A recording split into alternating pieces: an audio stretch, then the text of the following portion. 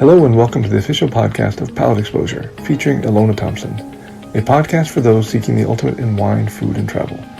Each week she interviews winemakers, chefs, celebrities, and a variety of guests that shape the way we enjoy life. What we're talking about when we are talking about farming, and you can show them the techniques, you can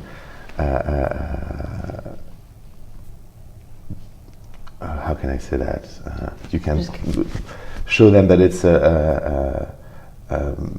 increasingly manual it's very intense when work, it comes to hands.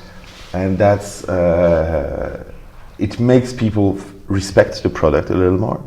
The labor intensive and seeing that it is not a drink. Yeah. It is a fantastic wine, a fantastic aperitif wine, a party wine, call it whatever you want, but it is not a drink, you know.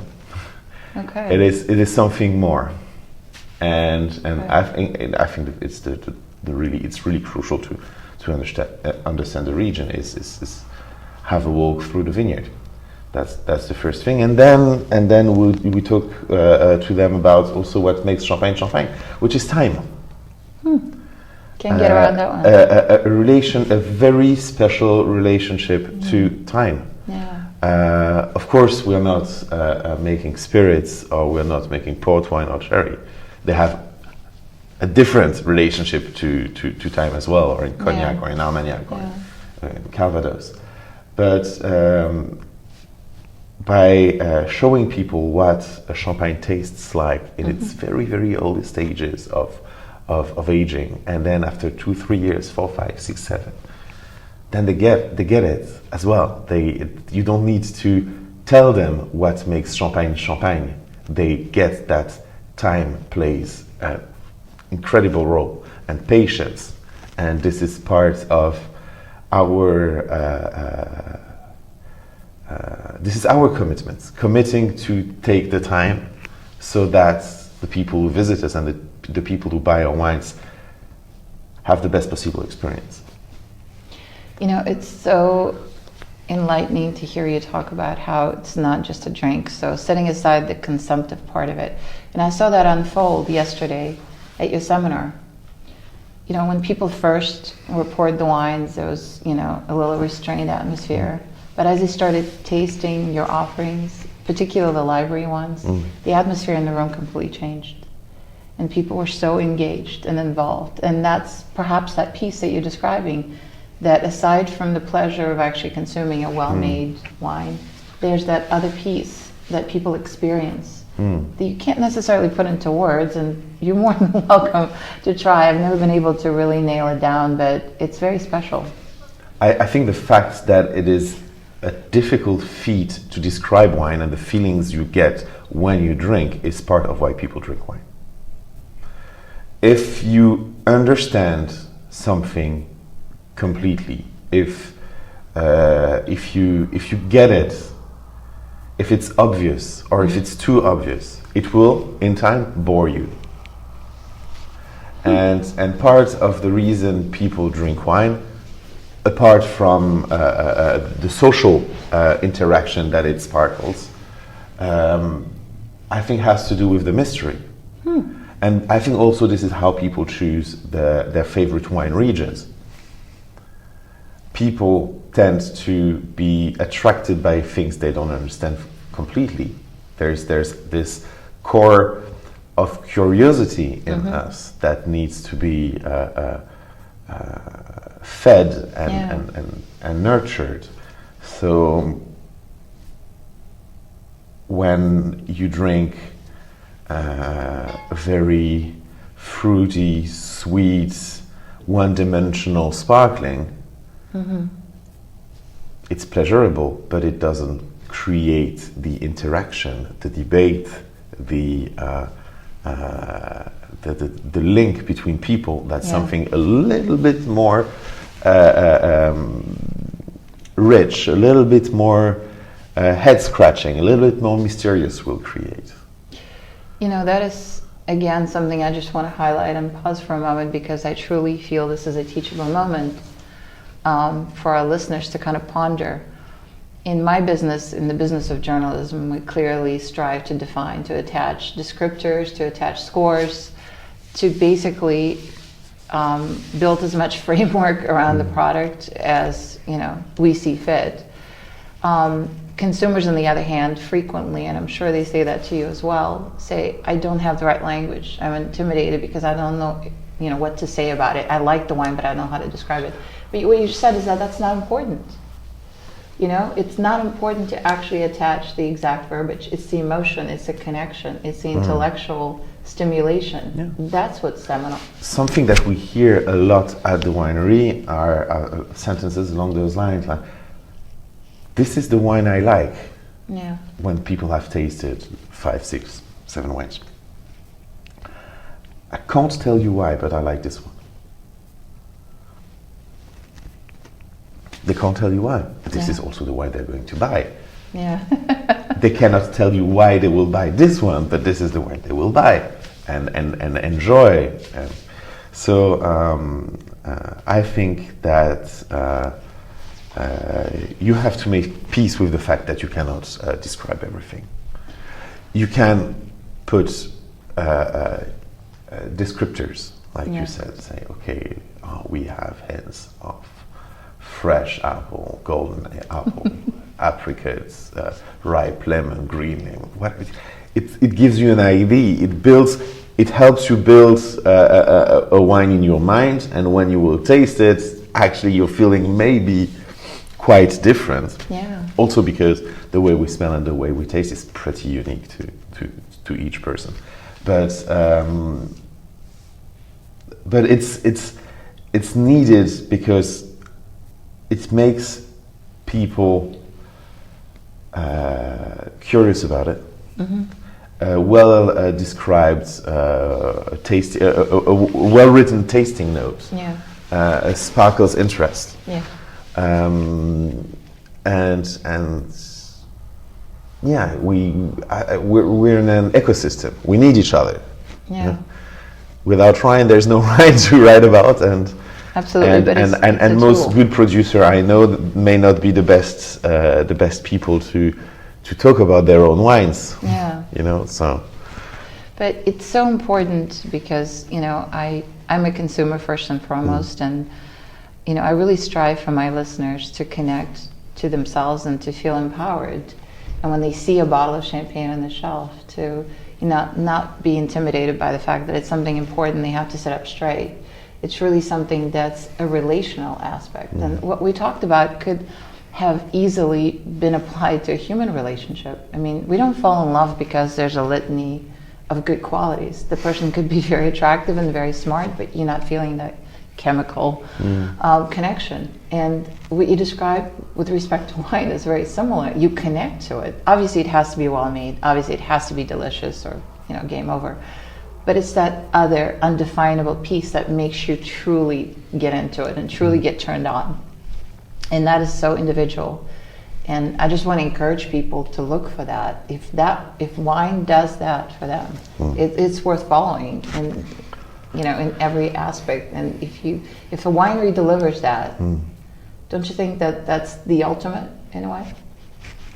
I think there's a champagne out there for everybody. If you are intimidated by champagne for whatever reason, history, price, all that, you can think that it's not for you. It is. There is something out there for you. There is something out there that will make your life as a wine enthusiast better. Yeah. So you should keep discovering. Yes. And don't invest in things because everybody tells you they're good. If you try it and you don't like it, then don't buy it. Just wait until you stumble upon the house, the producer that makes the wine you like. Yeah. So we'll talk about marketing a bit more, because you're here at Pebble Beach, and you're clearly an ambassador, not just for your brand, but clearly we talked about Champagne region.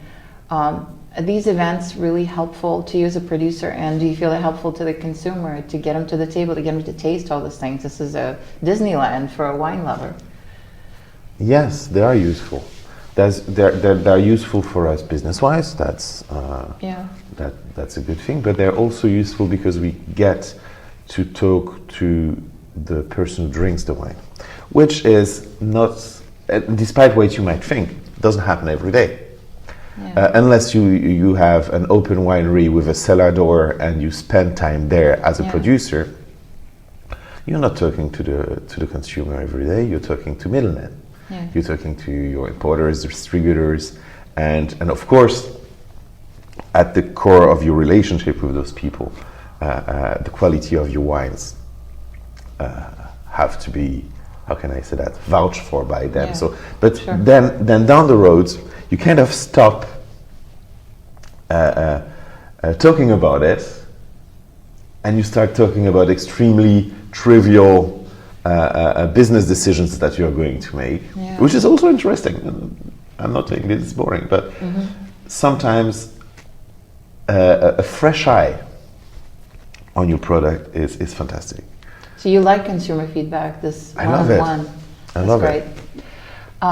So let's go back to your winery for a moment, talk about your products, because that's what you're presenting, and I had a pretty powerful preview. How many wines do you make?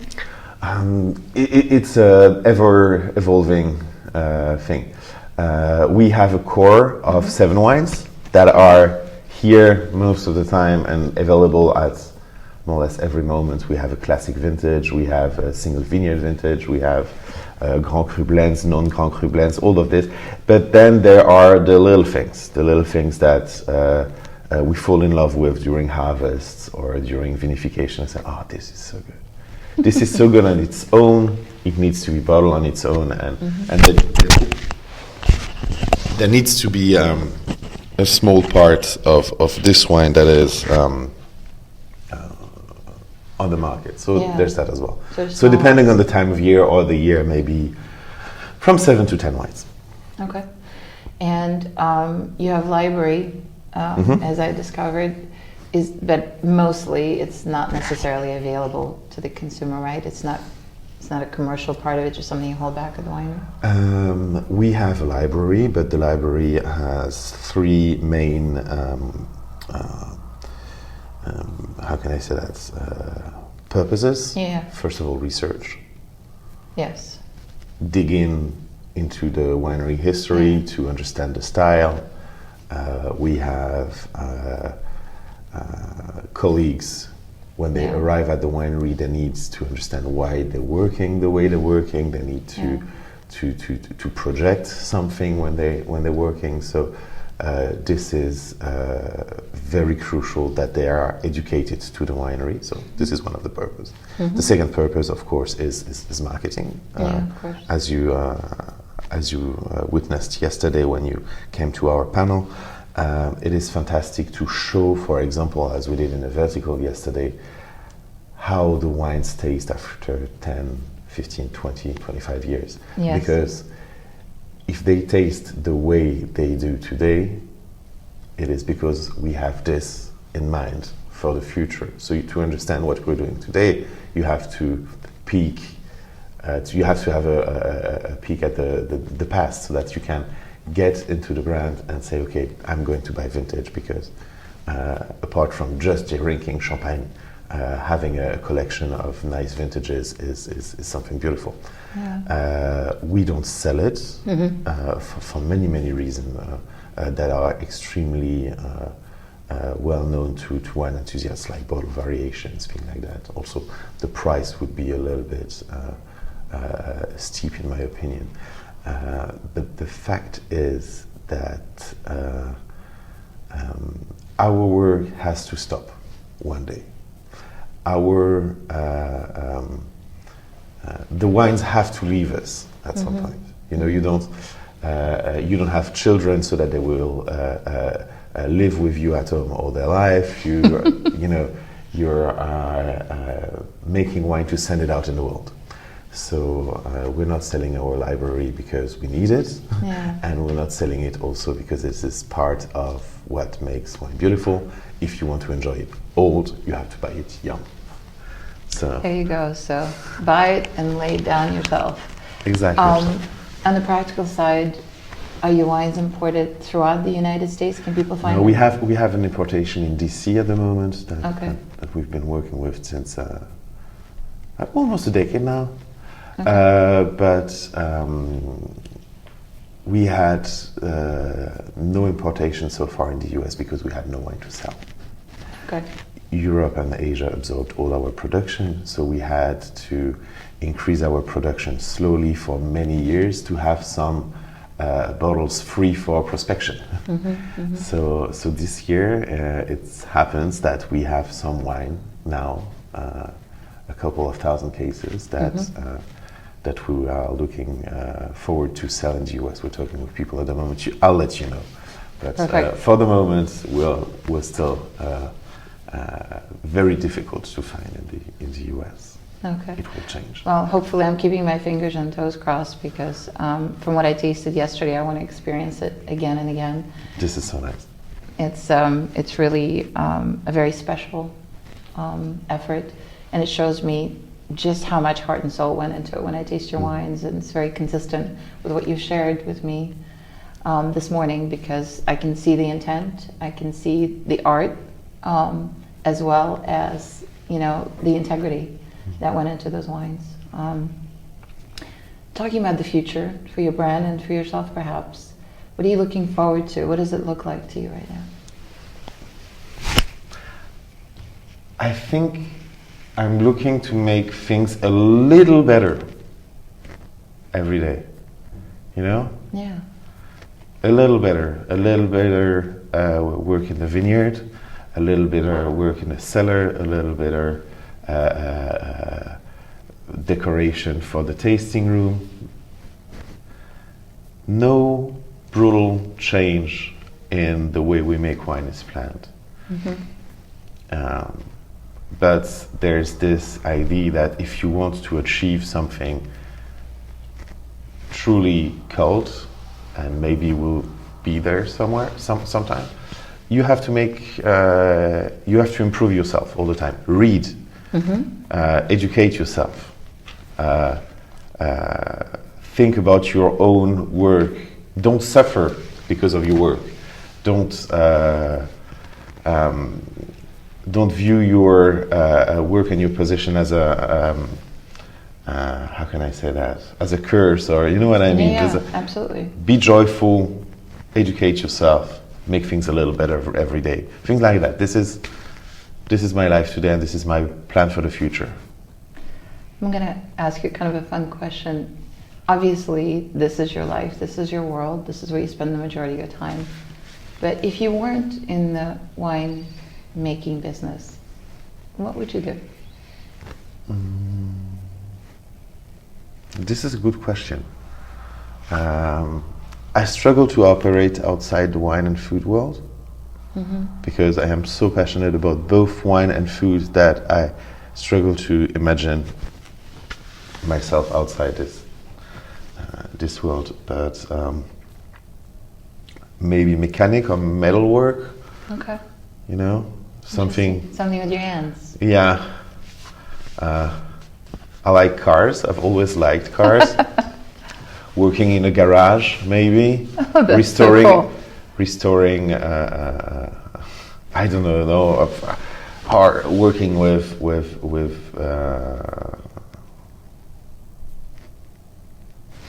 in education. Who knows? It's really a question I don't really ask myself because. No, I mean, I think it's an answer in and out of itself. That you're so attached and so engaged and involved in the world that you're in that you can't imagine anything else. A good thing. So, last but not least, I have a personal question for you. I was thinking during the seminar, you mentioned food, so I have to go there. I actually really enjoy pairing pretty heavy proteins with sparkling wines. I know the conventional wisdom would say, and most of our listeners probably heard it a million times, red meat, red wine. I find that to be not true at all in my personal experience. In fact, I wrote an article about it. That's how strongly I felt about it. What is your take on it? Huh. Champagne is a very diverse thing. There is not one champagne. So pairing champagne has to take into account what champagne we're talking about. I like harmonies that don't make you, that don't saturate your palate. So the freshness and the acidity of champagne are fantastic, for example, with cheese. Mimolette, Comté, Parmesan, it works so well. Mm-hmm. It's a protein shoot, yeah. and the acidity and the freshness, and also sometimes in the more mature champagne, those torrefaction aromas, they go wonderfully with cheese. It's something you can do.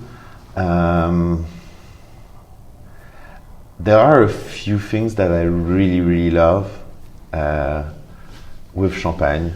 That are not gastronomy, but that are very cult dishes, like wonton noodle soup. You're from San Francisco, or are you from the Bay Area? Yeah. You have fantastic Asian cuisine in the area. I hear, and have a champagne rosé with a wonton noodle soup. Shrimp wonton. Shrimp, better. Okay, yeah, we have wonton. To be very specific. Although pork wonton works as well. The shrimp is better. It's a matter of taste. It is fantastic. It is fantastic. Those salty, savory, the rice noodle. Mm-hmm. Wow, with champagne, incredible. There you have it, Chinese. Chinese. Something that works extremely well. Caramelized ribs. Caramelized. Yeah, I know. That's like exactly vintage like champagne and ribs. Short rib Come and on. champagne. Yeah. You know, it's. We don't eat a lot of wonton noodle soup or ribs in Champagne. I can tell you that. It's not part of our daily diet, and it's very, very un-French. But as we travel to promote our wines, we get to try our wines with more local Pursman dishes sometimes, and this is, fantastic. That is so awesome. So I think the message here is for people to experiment. Buy a bottle of champagne and pair it with something that you would not normally think about, and see what happens. Exactly. Sometime you will mess it up. Don't worry. No, but that's the beauty of it, right? It's like trial and error. That's the whole journey of wine. Well, as I mentioned earlier, we really hope that your wines make it into the U.S. market in short order. We will put a link up how people can possibly contact local, well, not local in general, but someone that carries, the distributor that carries your product. And I thank you very much. Thank you very much. For your thoughts, for your candor, and for your beautiful wines that, unfortunately, I feel very selfish, but I got a chance to experience. I'm very impressed. Thank you very much. Thank you. Thanks again for tuning in to the official podcast of Palate Exposure featuring Ilona Thompson. We'll see you again next week.